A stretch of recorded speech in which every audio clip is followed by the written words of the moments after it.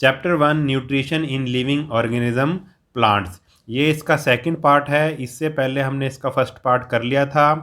सभी पार्ट्स और सभी चैप्टर्स आपको वीडियो की डिस्क्रिप्शन में और प्लेलिस्ट में मिल जाएंगे, तो आप एक बार वीडियो की डिस्क्रिप्शन और प्लेलिस्ट को ज़रूर चेक कर लेना। आपने वीडियो को कंप्लीट देखना है और कमेंट करके बताना है कि आपको वीडियो कैसा लगा।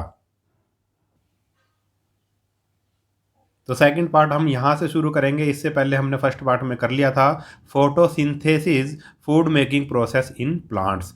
जो प्लांट्स हैं वो अपना फूड कैसे बनाते हैं, वो बनाते हैं फोटोसिंथेसिस प्रोसेस से। तो इसी के बारे में अब हम डिटेल से पढ़ेंगे। The synthesis of food in plants occurs in their leaves. जो सिंथेसिस होता है फूड का प्लांट्स के अंदर, पेड़ पौधों के अंदर, वो कहाँ होता है? लीव्स में होता है, पेड़ पौधों की पत्तियों में होता है। Since leaves are called the food factories of the plants, इसलिए लीव्स को यानी कि पेड़ों के पत्तों को क्या कहते हैं? फूड फैक्ट्रीज बोलते हैं। फूड पैदा करने वाली फैक्ट्रीज बोलते हैं प्लांट्स की। The leaves have a green pigment called chlorophyll. जो लीव्स होती हैं उनमें एक ग्रीन पिगमेंट होता है। पिगमेंट एक ऐसा ग्रीन कलर होता है, आप कह सकते हैं, ठीक है, उसको क्लोरोफिल बोलते हैं। एक ऐसा हरे रंग का पदार्थ होता है जिसको क्लोरोफिल बोलते हैं पत्तियों में। It helps leaves to capture the energy of the sunlight. और ये जो क्लोरोफिल होता है इसका काम क्या होता है?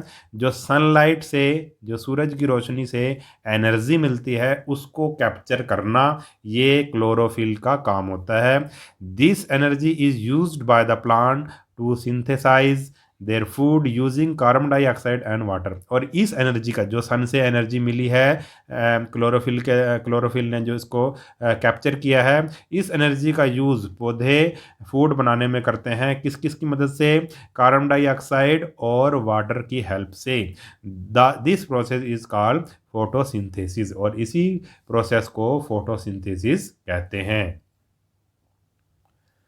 फोटो मीन्स लाइट और सिंथेसिस का मतलब होता है टू कंबाइन। फोटो का मतलब लाइट यानी कि जो सनलाइट होती है, और सिंथेसिस का मतलब होता है टू कंबाइन यानी कि इकट्ठा करना, कलेक्ट करना। As it takes place in the presence of sunlight, क्योंकि ये किसकी प्रेजेंस में होता है? सनलाइट की प्रेजेंस, सूरज की रोशनी की प्रेजेंस में होती है फोटोसिंथेसिस का process. This process can be written in the form of the following equation.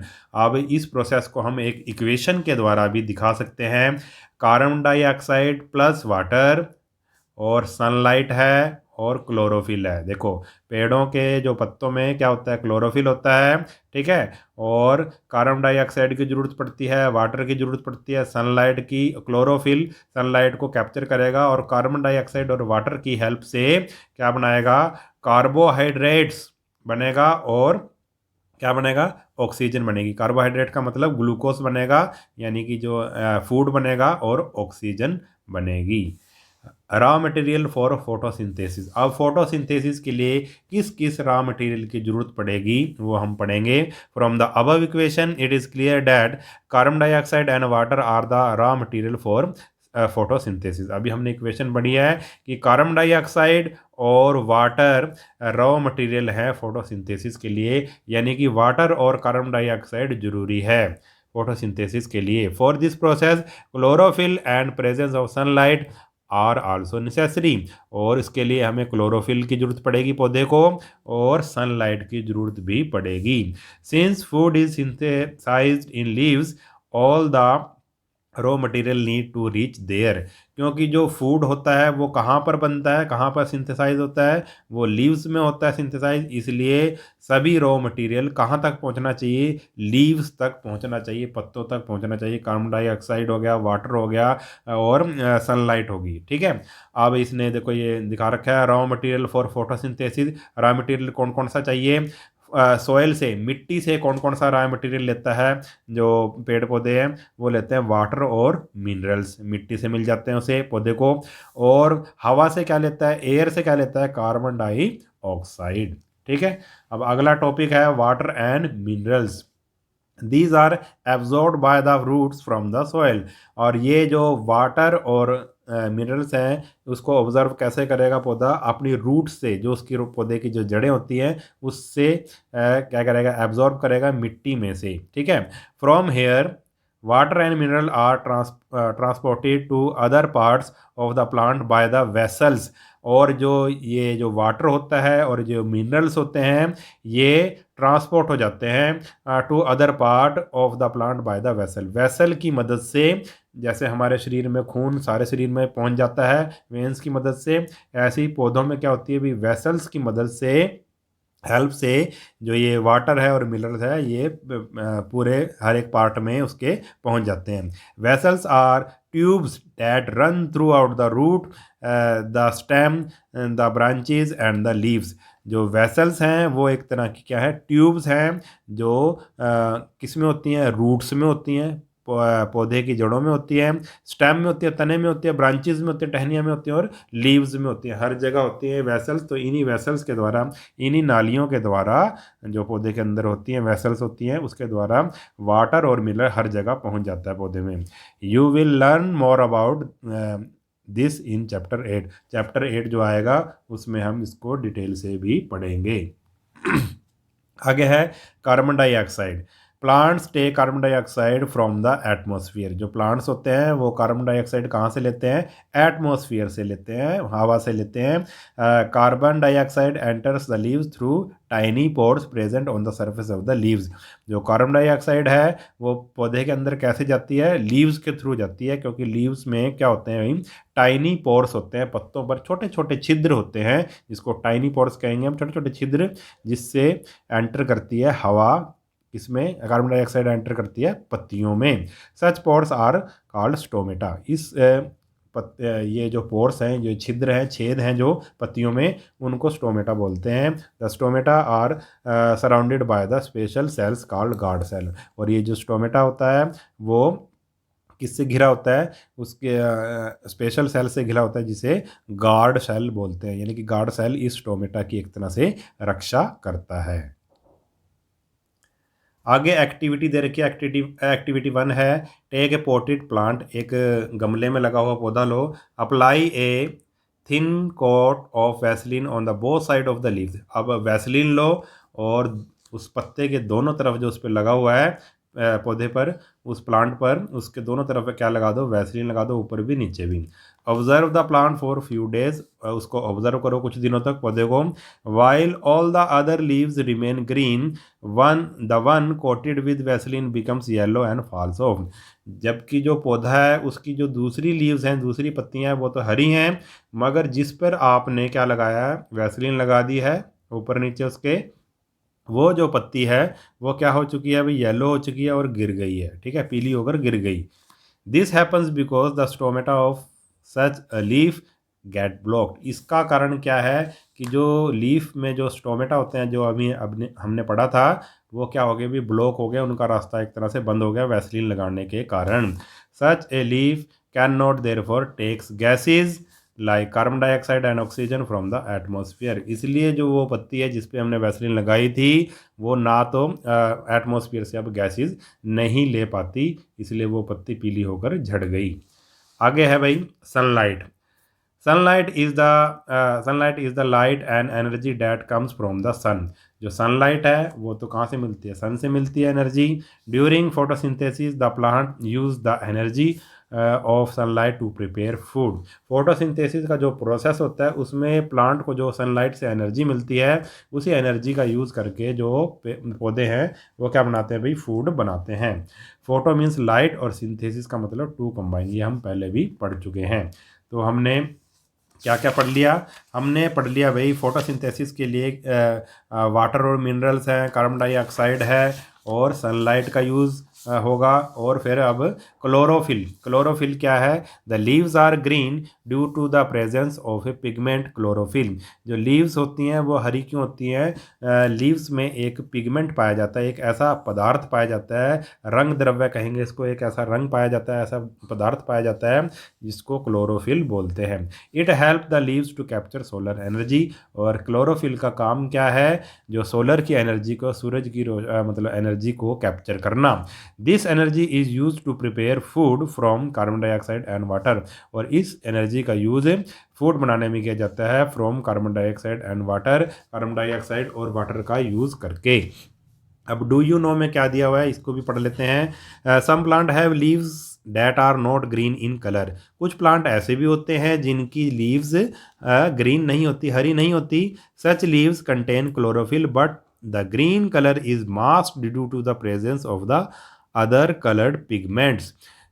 अब ऐसे पौधों में भी क्लोरोफिल होता है, ठीक है, बट द ग्रीन कलर, मगर जो ग्रीन कलर का जो क्लोरोफिल होता है वो छुप जाता है दूसरे जो उसमें पौधे में और भी दूसरे जो पिगमेंट होते हैं और भी दूसरे जो रंग होते हैं उन रंगों में आप कह सकते हैं वो दब जाता है, ठीक है। ग्रीन कलर उसमें भी क्लोरोफिल होता है जो पौधे ग्रीन दिखने में नहीं होते। The presence of additional pigments causes other leaf colour. और जो ये फालतू जो मतलब एडिशनल जो पिगमेंट होते हैं, जो एक्स्ट्रा पिगमेंट होते हैं जो पौधों में, कई पौधों में, उसके कारण जो लीव्स को दूसरा रंग मिलता है। Such such as red in coleus and purple in red cabbage. जैसे कि एग्जांपल दिया इसने, जैसे कोलियस एक पौधा होता है उसका जो लीव्स होती है वो रेड होती हैं और पर्पल लीव्स किसकी होती हैं, रेड कैबेज होती है उसकी होती हैं। However such leaves can still perform photosynthesis. फिर भी ये जो लीव्स होती हैं ये फोटोसिंथेसिस का प्रोसेस करती हैं, ठीक है। इनमें भी क्या होता है भाई, क्लोरोफिल होता है मगर वो दूसरे रंग्स में, दूसरे पिगमेंट के नीचे दब जाता है, आप ऐसे कह सकते हैं। However some variegated leaves have yellow patches. और जबकि कुछ अलग तरह की जो पत्तियां होती हैं उनमें येलो पैचेस होते हैं, कुछ ऐसे येलो पैचेस पीले रंग के धब्बे से होते हैं। Such yellow areas on the leaf do not contain any chlorophyll and hence cannot perform photosynthesis. Such yellow area of the leaves, जो इन पत्तियों पे जो येलो येलो एरिया होता है, ठीक है, पैचेस होते हैं, वो उनमें क्लोरोफिल नहीं होता और वो जो एरिया होता है लीव्स का वो फोटोसिंथेसिस का प्रोसेस नहीं कर पाता। Photosynthesis is a unique process. जो फोटोसिंथेसिस है वो एक यूनिक प्रोसेस है। It is this process that supplied food directly और indirectly for all living organism. और इसी प्रोसेस के कारण ही, यही प्रोसेस है जो सप्लाई करता है फूड को डायरेक्टली, या तो डायरेक्टली या सीधा या इनडायरेक्टली, सभी लिविंग ऑर्गेनिज्म के पास फूड कौन पहुंचाता है, इसी प्रोसेस से पहुंचता है, फोटोसिंथेसिस के प्रोसेस से ही पहुंचता है। कैसे, उसको पढ़ते हैं हम आगे। The energy of the sun thus gets passed on to all organism through plants. क्योंकि जो प्लांट्स होते हैं उसको कई दूसरे जानवर, जीव जंतु खाते हैं, इसलिए जो सोलर एनर्जी होती है, एनर्जी सूर्य की जो एनर्जी होती है वो सभी प्लांट्स में, सभी ऑर्गेनिज्म में चली जाती है फोटोसिंथेसिस के थ्रू, ठीक है, इसी प्रोसेस से ही जाती है। The energy of the sun thus get passed to all organism through plant. Plant के थ्रू जो सोलर से एनर्जी मिली है वो सभी ऑर्गेनिज्म के पास चली जाती है। Plant also provide oxygen needed by all living organisms for respiration. और जो प्लांट हैं वो ऑक्सीजन को भी प्रोवाइड कराते हैं, ऑक्सीजन छोड़ते हैं, जिसके कारण सभी जो रेस्पिरेशन की जो जीव जंतु होते हैं वो सांस वगैरह लेते हैं। Can you imagine life on earth in the absence of photosynthesis. क्या आप बिना फोटोसिंथेसिस के अर्थ पे लाइफ को आप इमेजिन कर सकते हो, सोच सकते हो कि फोटोसिंथेसिस के बिना भी अर्थ पे लाइफ हो सकती है? तो नहीं हो सकती। जब फोटोसिंथेसिस पौधे करेंगे तभी तो वो अपना खाना बनाएंगे, और दूसरे जीव जंतु, अधिकतर जीव जंतु पेड़ पौधों पर ही डिपेंड करते हैं। आगे आ गया भाई, do you know both deer and lion depend on plant. दोनों, डियर भी और लॉयन भी प्लांट पे डिपेंड करते हैं। कैसे? If there was no plant deer would not survive, and if there were no animal like deer the lion too would die. अगर plants नहीं होंगे तो डियर ख़त्म हो जाएंगे, डियर सर्वाइव नहीं कर पाएंगे। और अगर एनिमल्स जैसे कि डियर या डियर वगैरह नहीं होंगे, हिरन नहीं होगा, डियर नहीं होगा, तो लायन मर जाएंगे, ठीक है, समझ आ गई। अगर प्लांट्स नहीं होंगे तो डियर नहीं होंगे, अगर डियर नहीं होंगे तो लायन नहीं होंगे। यानी कि सभी किस पे डिपेंड करते हैं, चाहे वो शाकाहारी हो, चाहे वो मांसाहारी हो, वो चाहे वो कार्निवरस हो, चाहे वो हर्बीवरस हो, वो सब किस पे डिपेंड करते हैं, एक तरह से डायरेक्टली या इनडायरेक्टली प्लांट्स पे ही डिपेंड करते हैं। Plants in turn depend on solar energy. जो प्लांट हैं वो किस पे डिपेंड करते हैं, वो सोलर एनर्जी पे डिपेंड करते हैं, क्योंकि वो सोलर एनर्जी से ही अपना खाना बनाते हैं। Hence solar energy is the ultimate source of energy for all living organism. इसलिए जो सोलर एनर्जी को ही जितनी भी लिविंग ऑर्गेनिज्म है उनको एनर्जी कौन दे रहा है, वो अल्टीमेट सोर्स है। एकमात्र सोर्स कौन सा है, वो क्या कौन है, सोलर एनर्जी। सोलर एनर्जी ही सभी लिविंग ऑर्गेनिज्म को डायरेक्टली या इनडायरेक्टली क्या देती है भाई, एनर्जी देती है। अगला टॉपिक है प्रोडक्ट ऑफ फोटोसिंथेसिस। फोटोसिंथेसिस से मिलता क्या क्या है, क्या क्या प्रोडक्ट मिलते हैं वो देखते हैं हम।